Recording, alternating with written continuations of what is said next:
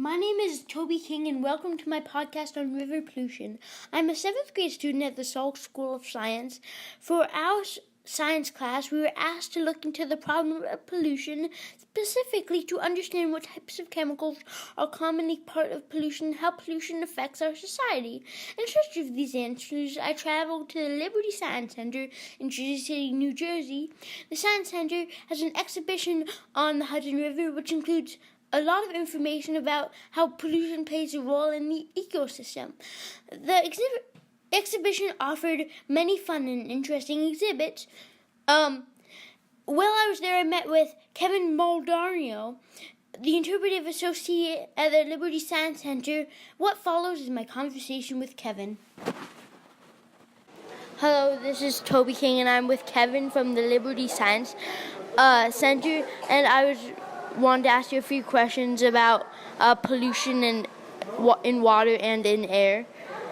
And what how do you think this affects the business that is in the area, and how many people are in that area when this is taking place?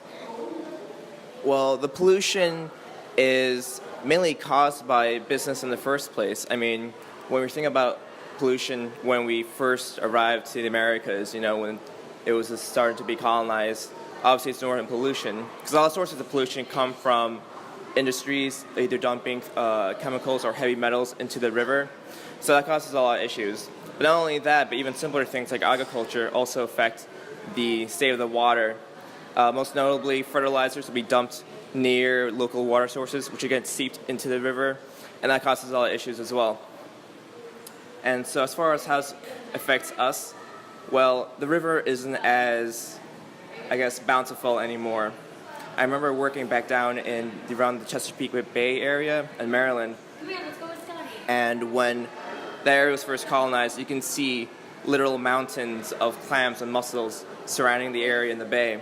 But now you can't really say anything because, again, it's really reduced from the amount of fertilizers that have been put out from agriculture in the area. So as it affects business or people, well, we can't really fish in these areas as much anymore. The Hudson River, which we were right next to, it's a catch and release zone for the most part. You can catch the fish there, but it's really not recommended to eat them because, again, they're affected by the heavy metals that are delivered from the pollution. And what are these poisonous metals that you were talking about? So the main two metals are mercury and cadmium. Are mercury and cadmium, and those two really come from either industry or even just something as careless as someone throwing out batteries in their trash. For batteries, you have to dispose of them in a more specialized manner, because then batteries have either lithium, mercury, cadmium, all these different heavy metals that if they are not disposed of carefully, they can again seep into our groundwater, which then affects us as well. And what about the dangerous chemicals that is in the water that you were talking about, how it's inside the fish, if you fish for fish in the Hudson River? So it's not that much of an issue anymore, but there were chemicals called PCBs, or polychlorinated biphenyls. And these, again, were dangerous chemicals that would be broken down in the fish. And as we would say, basically, as they're broken down in the fish, if they're consuming them, they would produce toxic metabolites, which is basically when you eat something, how it breaks down into your body. So these metabolites would be toxic to the fish and then therefore toxic to us as well. And how do you think the effect of sewage that goes into our oceans, lakes, and many other water sources affect pollution as well? Well, if you're not treating your sewage properly, then of course it's also going to affect the quality of your water. So that's why it's important to have proper sewage treatment plants at your public or municipalities. Are there any other causes for sewage that cross your mind? Well, I guess it depends on. I think it's more of a municipality issue, or up to your town exactly how they take care of the sewage. I mean, there are places where they would use the sewage in terms of they would feed it, or they would rather have it fed to bacterium, which then would produce methane gas, which then they can harvest to actually use energy. And I saw this in a video about how the difference in pollution is also caused by the difference in the amount of money a place has. For example, I saw about this small town in Rhode Island that did not have that state-of-the-art pollution systems and sewage systems, that it all leaked, and they have yet to fix them. But yet in different areas there is much better pollution and sewage systems, that there becomes less pollution. And for example, according to many websites, the most polluted areas, 6 out of 10 of the most polluted cities are in Los Angeles, and a lot of big manufacturing places are in Los Angeles. So that shows how much the effective place on how much pollution there is in the air and water. Well, yeah, most definitely. The more urban areas or more developed areas would have the most pollution, but we can hope that they also have the best methods in dealing with the pollution. And it just comes down to either having budgeting towards reversing, pollution, or having more public awareness about pollution. And again, just kind of building up of knowledge about it. I mean, one of the simplest things we can do is use indicator animals, most notably frogs, because frogs are actually susceptible to pollution from the air and the water, because of course they're amphibious, meaning they can survive on land and in the sea. And their skin is also porous. So again, as indicator animals, they'll be the first ones to actually see or be affected by the pollution in an area. So it's a very cheap, kind of effective way to kind of study organisms in their environment and see how the pollution is affecting them. And as for more industrialized cities like Los Angeles is most notable for having that kind of cloud of smog from all the pollution there. Now, as for reducing that, I do believe there are certain things we are trying to do to reduce the energy, or to reduce the pollution. Most notably, we have things like electric cars. Even then, most of the pollution actually comes from the energy produced from buildings and kind of the top of the buildings. But from those, we can have solar panels to reduce carbon emissions. We can have essentially smarter buildings or greener buildings to reduce the amount of pollution that's put out. Thank you so much for your time, and that's a very interesting point of how us as a human population can change the amount of pollution that is in our water and air. Thank you very much. And Kevin, you are here working to run all of this, our Hudson Health and the effect of the Hudson River on pollution.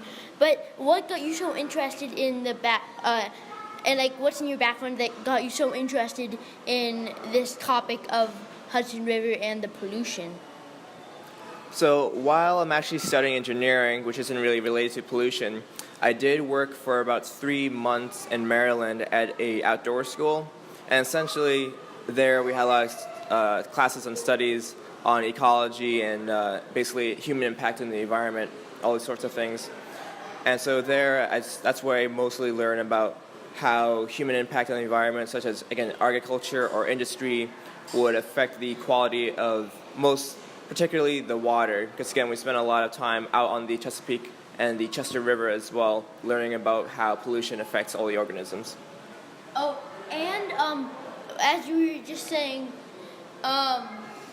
so you're here at the Liberty Science Center looking over our Hudson River.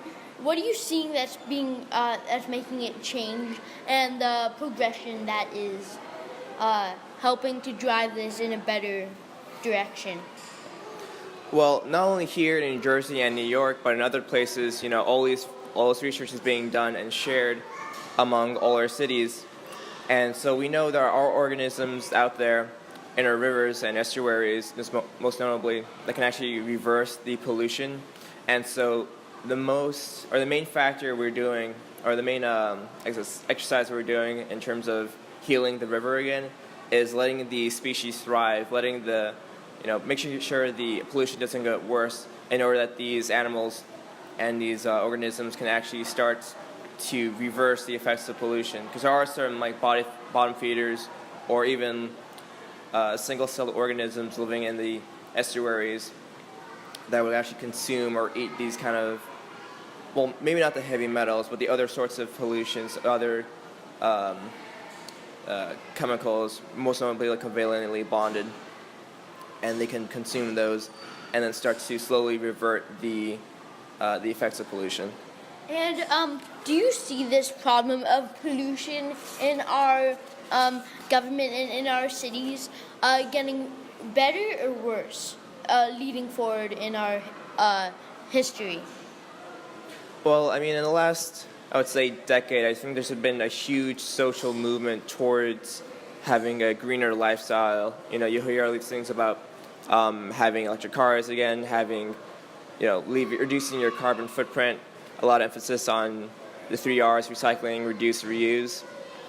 All these things have been more prevalent in the last, I would say, 10 or so years. And so I do have high hopes for the future. I do think as more public knowledge is garnered and kind of more attention is drawn to these things, we can have a better impact in the future. Okay. Thank you very much for your time. You are welcome. I learned a lot from working with Kevin. The 3 main things I took away from our conversation are: first, how committed environmental organizations are from reversing decades of neglect for our rivers. Second, how good results have been achieved in a relatively short while. But third, how far we still need to go until the rivers we once swam in and fished for our food can once again provide us with that level of use. Thanks for listening.